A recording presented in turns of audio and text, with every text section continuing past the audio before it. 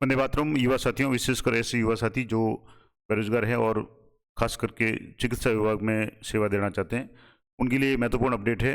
एक विस्तृत विज्ञापन जारी किया गया राजस्थान कर्मचारी चयन बोर्ड जयपुर की तरफ से, और जो कि राष्ट्रीय स्वास्थ्य mission, Rajasthan medical education society के विभिन्न संवर्ग के जो भी पद है उन पे संविदा भर्ती के लिए 2025 संविदा भर्ती के लिए आवेदन जारी किए गए।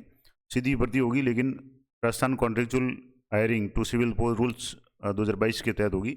यानी संविदा भर्ती होगी, किन किन पोस्टों की होगी, पदों की संख्या क्या होगी। तो जैसे संविदा सामुदायिक स्वास्थ्य अधिकारी CHO है, उनके लगभग कुल 2634 यानी 2634 पद है। नर्सिंग संविदा नर्स जो है कॉन्ट्रेक्चुअल नर्स, उनके 1941 पद है। इसके अलावा संविदा खंड कार्यक्रम अधिकारी, इनके भी 53 पद है। संविदा डाटा एंट्री ऑपरेटर के 177। संविदा सहायक कार्यक्रम जो प्रोग्राम असिस्टेंट या जूनियर प्रोग्राम असिस्टेंट, उनके 146 है। संविदा लेखा सहायक के 272 है। संविदा फार्मा सहायक जो फार्मेसी वगैरह में लगेंगे, उनके लिए 499 पद है। संविदा सेक्टर स्वास्थ्य पर्यवेक्षक सुपरवाइजर के लिए 565 है। इस तरीके से कुल अलग अलग संविदा सामाजिक कार्यकर्ता है, संविदा अस्पताल प्रशासक है, संविदा मेडिकल लैब टेक्नीशियन है, अगर आपने डिप्लोमा कर रखा है टेक्नीशियन का तो 414 पद है। संविदा आयुर्वेदिक कंपाउंडर के 261 पद है। इस तरीके से और भी इसमें संविदा पब्लिक हेल्थ केयर नर्स है, उसके भी पद है। संविदा रिहेबिलिटेशन कार्यकर्ता के 633 पद है। इसके अलावा और भी पद है जिसमें महिला स्वास्थ्यकर्ता है, संविदा वरिष्ठ काउंसलर है, इस तरीके से फिजियोथेरेपिस्ट है, नर्सिंग इंचार्ज वगैरह भी है। कुल मिलाकर के 8,256 पद तो ये है। इसके अलावा राजस्थान मेडिकल सोसाइटी जो एजुकेशन सोसाइटी, उसके भी संविदा नर्स के 4400 पद है, 4466 पद है। संविदा लैब टेक्नीशियन के 321 है। संविदा मेडिकल कार्यकर्ता वगैरह, नर्सिंग ट्यूटर के कुल मिलाकर के 5142, तो 5142 प्लस 8,256, कुल मिलाकर के 13,398 यानी 13,400 के लगभग पोस्ट है। तो बड़ी बम्पर भर्ती है। तो आप इसमें किसी भी पद के लिए योग्यता रखते हैं तो आप आवेदन कर सकते हैं। तो इसके लिए जो भी संविदा पद के लिए योग्य अभ्यर्थियों द्वारा पदवार आपको आवेदन करना होगा। आप जिस पोस्ट के लिए आवेदन करना चाहते हैं, जैसे नर्सिंग प्रशिक्षक के लिए करना चाहते हैं, या अगर नर्स के लिए संविदा नर्सिंग इंचार्ज के लिए, या जो भी है नर्सिंग पद, इन 2-3 पदों को छोड़ करके बाकी सब के लिए आपको अलग से आवेदन करना पड़ेगा, और इसकी जो भी है वो मेरिट बनेगी। और इसके बाद में अब इसमें जैसे आपको प्रेफरेंस भरनी पड़ेगी कुछ पदों में, जैसे संविदा नर्स में, संविदा मेडिकल लैब टेक्नीशियन में, संविदा मेडिकल कार्यकर्ता, इस तरीके से जो भी है। और इंपॉर्टेंट बात कि इसका फॉर्म है ऑनलाइन भरेगा, और ऑनलाइन फॉर्म में आपको समस्त सूचना, वांछित सूचना आपको सबमिट करनी पड़ेगी। और बोर्ड की वेबसाइट से एक बार उस फॉर्म भरने से पहले निर्देश अच्छी तरह से देख लें, ताकि आपकी कोई गलती नहीं हो, फॉर्म आपको रिजेक्ट नहीं हो। ऑनलाइन प्रक्रिया है तो आपको ऑनलाइन प्रक्रिया के लिए आपको RSSB यानी राजस्थान जो अधीनस्थ सेवा बोर्ड है, उसकी वेबसाइट पर जाना है, और आपको सबसे पहले OTR करना है। मैंने OTR के संबंध में विस्तार से वीडियो बना रखे हैं, कैसे OTR करेंगे। OTR आप बड़े ध्यान से करें, उसमें कोई भी मिस्टेक नहीं हो, नहीं तो आपके बाद में समस्या होती है। तो OTR करने के बाद में आपको जो भी ऑनलाइन फॉर्म है वो आपको भरना है, और फॉर्म भरने के बाद में आपको एप्लीकेशन आईडी प्राप्त जरूर करनी है। अगर एप्लीकेशन आईडी आपकी नहीं मिलती, इसका मतलब आपका फॉर्म है वो सबमिट नहीं माना जाएगा, ये जरूर ध्यान रखें। और एलबीएस नंबर भी यहाँ दिए हुए हैं, आप देख सकते हैं। और एक बार पंजीकरण आपको करवाना पड़ेगा। अगर आप पहले पंजीकरण करवा चुके हैं तो आपको दोबारा करने की जरूरत नहीं है। पहली बार आप पंजीकरण वन टाइम रजिस्ट्रेशन करेंगे तो आपको 400 रुपये, जो ST SC OBC उनके लिए, EWS के लिए, और सामान्य वर्ग जो भी है उनके लिए 600 रुपये, दिव्यांगजन के लिए भी 400 रुपये। वो एक बार ये यानी वन टाइम रजिस्ट्रेशन है, तो एक बार आपको शुल्क लेगा, उसके बाद आपको देने की जरूरत नहीं है। इसके अलावा ये कैटेगरी जो विभाजन की वजह से, ये पहला जो पद है संविदा सामुदायिक स्वास्थ्य अधिकारी CHO के भी 2,563 पद है। सामान्य कितने, अनुसूचित जाति जनजाति पिछड़ा वर्ग EWS के कितने पद है, और 12 जो जिले कुछ स्पेशल है, तो वो आप एक बार देख लें। ठीक से ये आरक्षण क्या व्यवस्था रहेगी प्रत्येक पद के लिए, यहाँ से जैसे किसी कैटेगरी वाइज सारा दिया हुआ है। इसके अलावा जैसे यहाँ से आप प्रत्येक पोस्ट आप देख सकते हैं, ये 137 पेज PDF है। इसके अलावा जैसे संविदा डाटा एंट्री है ऑपरेटर है, उसके 148 पद है। उसमें किसी तरह से कैटेगरी वाइज जो है वो आरक्षण की व्यवस्था होगी। सारा आप यहाँ से एक पोस्ट पे दे सकते हैं। आप अगर संविदा फार्मा साइड में अगर भरना चाहते हैं तो उसमें भी 2 ऑप्शन है, गैर अनुसूचित क्षेत्र यानी TSP में, और TSP में। जैसे TSP में 457 पोस्ट है, TSP में अलग पोस्टें होगी, उनका भी वर्गीकरण किसी से। TSP में जैसे 19 पोस्ट है। इसके अलावा जैसे ये संविदा सेक्टर स्वास्थ्य पर्यवेक्षक है। इसके अलावा जो भी पोस्ट है, सभी पोस्टों की आप यहाँ से आप देख सकते हैं। ये बड़ी PDF है, अगर मैं पूरी बताने जाऊँगा तो ये जैसे संविदा मेडिकल लैब टेक्नीशियन वगैरह पूरी बताने में आपको एक लंबा समय लग जाए। तो आपको ये पूरी PDF मैं आपको टेलीग्राम चैनल पर उपलब्ध करा दूँगा, वहाँ से आप देख सकते हैं। या आपको इस अधीनस्थ सेवा बोर्ड की साइट पर भी मिल जाएगी। जैसे यहाँ से ये संविदा ऑडियोलॉजिस्ट है, इसका जो भी पोस्ट यहाँ दी हुई है, प्रत्येक पोस्ट का यहाँ से इस तरीके से साइकेट्रिक केयर नर्स वगैरह की जो भी पोस्ट हैं। इसके अलावा अलग अलग जो भी है यहाँ से फिजियोथेरेपी की पोस्ट हैं, और भी जो भी पोस्ट, पूरी डिटेल आप यहाँ से देख सकते हैं। मैं आपको अलग बताने का प्रयास करूँगा, लेकिन बताऊँगा वीडियो लेगा तो आप देख सकते हैं। ये सही पहले तो आपके यहाँ पोस्ट वाइज वेरिफिकेशन हुआ, क्लासिफिकेशन की किस कैटेगरी में कितनी पोस्ट होगी, आरक्षण की व्यवस्था होगी, किसको क्या आरक्षण होगा। उसके बाद बात करेंगे योग्यता में। तो ये अभी जैसे ये 34 पेज पे चल रहा है, तो काफ़ी लंबी पीरियड है। अब यहाँ तो खेल वगैरह है, अब इसमें आरक्षण की क्या अवस्था है। तो दिव्यांगजन है, उनके लिए कुछ विशेष छूट दी गई है, वो आप यहाँ से देख सकते हैं। इसके अलावा जो भी खिलाड़ी वगैरह है उनके लिए भी छूट दी गई है, और भी यहाँ जो भी कुछ मिनिमम कंडीशन लगी हुई है। इसके अलावा यहाँ से जैसे राशन मेडिकल स्कीम में दिव्यांगजनों के संबंध में कुछ विशेष छूट दी गई है कि वो क्या होगा। इसके अलावा अनुसूचित क्षेत्र यानी टीएसपी क्षेत्र के जो भी स्टूडेंट कार्मिक या जो भी अभ्यर्थी होंगे उनके लिए भी कुछ विशेष छूट दी गई है, वो भी आप यहाँ से देख सकते हैं। अब मेन बात करते हैं कि मानदेय कितना मिलेगा। तो संविदा सामान्य स्वास्थ्य अधिकारी CHO का जो मानदेय 8,900 रुपये प्रति माह यानी फिक्स मिलेगा। इसके अलावा कोई भी भत्ता वगैरह नहीं मिलेगा, अगर होगा तो वो अलग बात है। संविदा नर्स को 18,900, संविदा खंड कार्यक्रम अधिकारी को 16,900। इसके अलावा डाटा एंट्री ऑपरेटर को यहाँ से जैसे 13,150 है। संविदा कार्यक्रम सहायक तो इनको 10,400। इसके अलावा संविदा लेखा सहायक है उनको 16,900, फार्मा सहायक को भी 16,900। संविदा स्वास्थ्य पर्यवेक्षक सुपरवाइजर उसको 11,200। संविदा सामाजिक कार्यकर्ता उसको 16,900। संविदा अस्पताल प्रशासक कॉन्ट्रेक्चुअल हॉस्पिटल एडमिनिस्ट्रेटर है उसको 16,900। लैब टेक्नीशियन को 13,150। संविदा कंप्यूटर जो आयुर्वेदिक है उनको 16,900। इसके अलावा पब्लिक हेल्थ जो नर्स है उनको 18,900।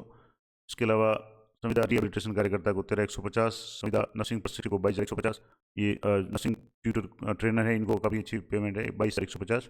इसके अलावा संविदा ऑडियोलॉजिस्ट को 18,900। साइकेट्रिक नर्स को 18,900। संविदा फिजियोथेरेपिस्ट को 18,900। संविदा वरिष्ठ काउंसलर को 16,900 और बायोमेडिकल इंजीनियर को 16,900। इस तरीके से ये संविदा नर्सिंग इंचार्ज इनको 18,900। महिला स्वास्थ्य कार्यकर्ता है तो उनको 13,150।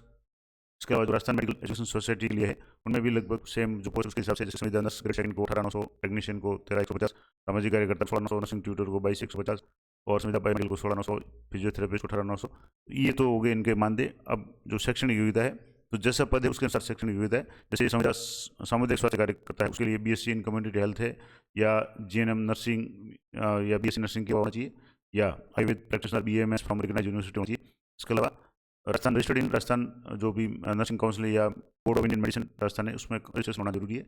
एक तो शर्त ये कि रजिस्ट्रेशन होना जरूरी है, दूसरा इन तीनों में से कोई भी हो, BSc कम्युनिटी हेल्थ में हो, नर्सिंग GNM में हो या आयुर्वेद प्रैक्टिशनर हो BMS, इस तरीके से और भी डिटेल जानना चाहते हो ये देख सकते हैं। इसके अलावा यहाँ एक बॉन्ड आपको भरना पड़ेगा कि कम्युनिटी हेल्थ ऑफिसर के लिए बॉन्ड भरना पड़ेगा, वो बॉन्ड भी यहाँ दिया हुआ है।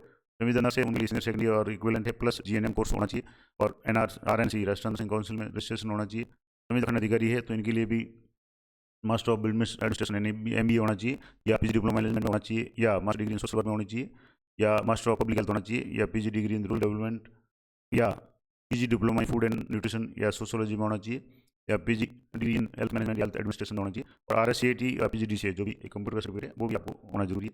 इसके अलावा मिनिमम एक्सपीरियंस है वो 2 साल का होना चाहिए। Relevant field obtain from health sector से संबंधित जो भी हो NGO वगैरह का हो और RSCAT का कोर्स यानी कंप्यूटर की जानकारी होनी जरूरी है। इस तरीके से डाटा एंट्री ऑपरेटर है उसके लिए ग्रेजुएशन किसी भी ब्रांच में हो विद 1 ईयर और इसके अलावा ग्रेजुएशन के साथ में 1 साल का डिप्लोमा या PGDCA होना चाहिए या B लेवल का कोर्स होगा जो भी कंप्यूटर से संबंधित जानकारी होनी चाहिए और टाइपिंग स्पीड है वो 35 वर्ड्स पर मिनट इंग्लिश और हिंदी में जरूरी है। संविदा कार्यक्रम सहायक और कनिष्ठ कार्यक्रम सहायक उनके लिए किसी भी इसमें ग्रेजुएशन होना जरूरी है और इस तरीके से भी काफ़ी बड़ा भी ये जैसे विज्ञापन तो बहुत बड़ी विज्ञापन है। अभी चीज़ें मैंने आपको बता दी और भी अगर डिटेल में जानना चाहे तो मैं अलग से वीडियो में करके बता दूंगा क्योंकि वीडियो काफ़ी लंबा हो जाएगा। तो यहाँ से इस तरीके से आपको एक पोस्ट ये यहाँ क्वालिफिकेशन वगैरह दी हुई है वो आप देख सकते हैं। सारी क्वालिफिकेशन आप यहाँ से देख सकते हैं क्योंकि ये सोशल स्पीच है। अभी में क्वालिफिकेशन आ गया, आपके मानदेय आ गया, अब अन्य शैक्षणिक योग्यता वगैरह जो भी है, स्वास्थ्य अच्छा होना चाहिए, चरित्र अच्छा होना चाहिए, ये जो सामान्य बातें हैं। आयु की यहाँ देख लें कि आयु जनवरी 2026 को वो 21 साल से कम नहीं हो और 40 साल तक नहीं हो, ये मिनिमम 21 है और मैक्सिमम 40 साल है। इसके अलावा महिलाओं को 5 साल की छूट है वो एक्स्ट्रा मिलेगी अधिकतम आयु में, जैसे यहाँ आप 40 से 45 कर सकती है। इसके अलावा अनुसूचित जाति जनजाति की जो महिला हैं उनको भी 5 साल की और जो राजस्थान की निवासी है या इसके अलावा अनुसूचित जाति जनजाति अन्य पिछड़ा वर्ग आर्थिक रूप से महिला जो राजस्थान की निवासी है उनको 10 साल की छूट मिलेगी। तो इस तरीके से पुरुष अभ्यर्थियों को 5 साल और महिलाओं को 10 साल की छूट मिलेगी। तो पुरुष सैनिकों के लिए वैसे ही अलग से प्रावधान है तो उनकी जैसे 10 साल की छूट होगी और अगर मान लो 50 साल वगैरह जो भी है विधवा प्रीत महिलाएं वगैरह उनको भी जो भी नियमानुसार वो छूट मिलेगी। अब इसके अलावा पेंशन है तो इसमें Rajasthan contractual oil rules force 2022 के अंतर्गत संविदा कर्मी को पेंशन के लाभ दिए होंगे। जो भी पेंशन नियम संविदा कर्मियों के लिए है वो इन पर भी लागू होंगे। विवाह पंजीयन है वो अनिवार्य है, उसका प्रमाण आपको संलग्न करना पड़ेगा। फॉर्म भरने की जो भी तारीख है वो इंपॉर्टेंट मैं आपको बता देता हूँ कि फॉर्म है 18/2/2025 यानी 18 फरवरी से भेजेंगे और 19/3 तक भेजेंगे रात्रि 12 बजे तक। और ऑनलाइन फॉर्म है 18/2 से 19/3 तक भरने के बाद में वो लिंक है निष्क्रिय हो जाएगा तो आप इस दरमियान फॉर्म भर लें। परीक्षा है वो आपके कंप्यूटर आधारित हो सकती है, टैबलेट आधारित हो सकती है या ऑफलाइन भी हो सकती है, जैसे भी बोर्ड डिसाइड करेगा वो होगा, वो आगे आ जाएगा। प्रश्न पत्र आपको ऑनलाइन SSO ID से मिल जाएंगे। इसके अलावा उपयोगिता में तो सीधी सी बात है जो भी नॉर्मल है कि एक से ज़्यादा अगर पत्नी जीवित है या और भी कोई जो अपात्र की श्रेणी में आते हैं तो वो चारा है, इसके अलावा आपको संतान संबंधी जो भी 2 संतान का नियम है वो सभी पे लागू होगा। तो ये पूरी जानकारी थी। आवेदन आपको कैसे करना है, तो आपको ऑनलाइन आवेदन करना है और अपनी जो भी कैटेगरी चॉइस वगैरह है, सब आपको फ़ोटो अपने जो भी है वो साइन वगैरह है वो स्कैन करके रखने पड़ेंगे। फ़ोटो आपका रंगीन हो, 1 माह से पुराना नहीं हो और चाहे वो 50 फीट होना चाहिए। ये सामान्य जो भी निर्देश है, इसके अलावा जो भी अस्तर वगैरह की भी है, तो ये पूरी डिटेल मैंने आपको डेट बता दिया, आपको मानदेय बता दिया। इसके अलावा अगर आप फॉर्म भरने के बाद में कुछ गलती भी हो जाती है तो उसको करेक्शन का भी मौका मिलेगा। तो आप ऑनलाइन आवेदन में ओटीआर में जाकर के अभी आपको कुछ करेक्शन करना पड़ सकते हैं। लेकिन मेरा ये सुझाव हमेशा रहता है कि आप पहले से अपने डॉक्यूमेंट खास करके जन आधार सीख लें, क्योंकि आधार या जन आधार से ओटीआर होगा, डाटा फैच होगा। तो अगर आपके आधार जन आधार में कोई मिस्टेक है तो उसको पहले से ही करवा लें, उसके बाद ही ओटीआर करें, क्योंकि अभी भी समय है, फरवरी में फॉर्म भेजेंगे।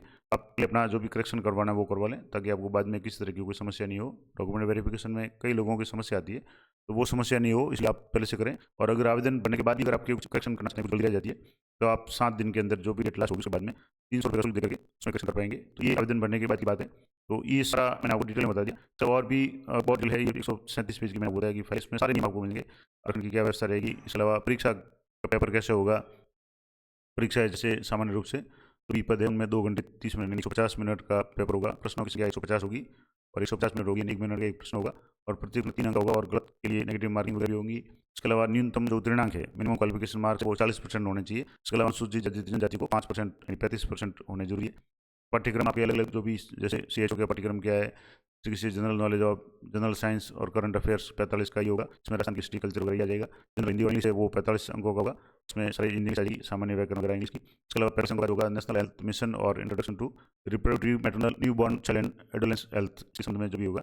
इसके अलावा computer of basic knowledge of computer 45% computer system जाएंगे, hardware software basic computer input output device operating device वगैरह ये सारे MS वर्ड ऑफिस वगैरह इसके बारे में। और 270 मार्क्स का जो होगा वो topic related to professional qualification. आप जिस पद की आवेदन कर रहे हैं उसकी प्रोफेशनल क्वालिफिकेशन है, उसके संबंध में 270 का होगा, जिसमें जैसे बेसिक्स ऑफ ह्यूमन बॉडी जैसे मेडिकल से संबंधित है, तो पब्लिक हेल्थ से संबंधित है, चाइल्ड हेल्थ से संबंधित है, इस तरीके से ये सारे फैमिली प्लानिंग है, मेंटल हेल्थ है, communicable disease, non communicable disease, nutrition संबंधित है, ये सारे जो भी है वो आप सारा यहाँ सीख सकते हैं। तो ये प्रत्येक पद के लिए यहाँ सिलेबस है वो आप दिया। तो ये पूरी डिटेल बहुत लंबा भी हो जाएगा। अगर आप किसी विशेष बात पर कमेंट करेंगे तो मैं आपको अलग से बनूंगा। बाकी सारी सिलेबस है वो पोस्ट वाइज दिया हुआ है, जैसे आप प्रत्येक पोस्ट का सिलेबस देख सकते हैं, उसके लिए क्या योग्यताएं क्वालिफाइंग योग्यताएं वो आप देख सकते हैं। ये थी पूरी जानकारी। वीडियो बहुत लंबा हो जाएगा इसलिए मैं इसको दे रहा हूँ। अगर आपको इस संबंध में पूरी जानकारी चाहिए तो पहले तो मैं आपको बता दूँ कि मैं इस PDF को टेलीग्राम चैनल पर दे दूँगा, तो वहाँ से आप देख लें। फिर भी आपकी कोई तो आप जरूर कमेंट करें, मैं उत्तर देने का प्रयास करूँगा। तो नेक्स्ट वीडियो में तब तक जय हिंद, जय भारत।